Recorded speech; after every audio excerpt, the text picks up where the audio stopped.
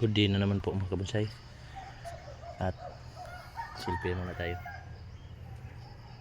At dito mga kabonsay, dito na naman tayo sa ating munting garden. Kung nakita nyo mga kabonsay, ay manok na lang ang kulang dito. Dami kasing mga sili dito. Ito. Balik tayo sa ating halaman mga kabonsay. Ito ay trim-trim na lang muna kasi dumami na ang kanyang mga twigs.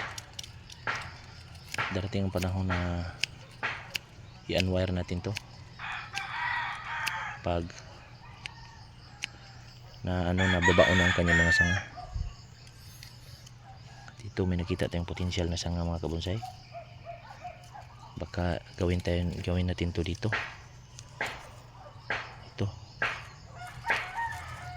palargahin natin to dito.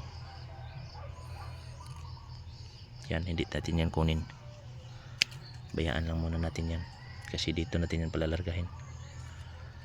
Okay,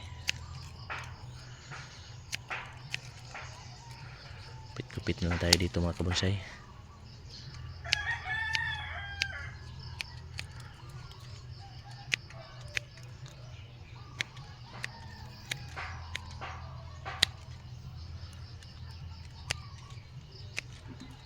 Yan.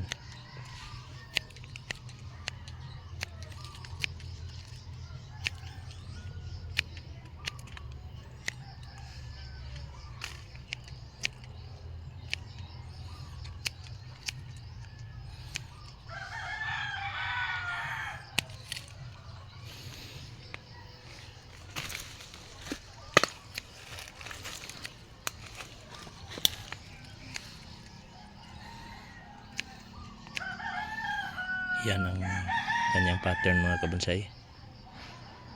At maraming salamat sa panonood. Sana may nakuha kayong tips dito. Ito ay Picos Benjamina mga kabonsay.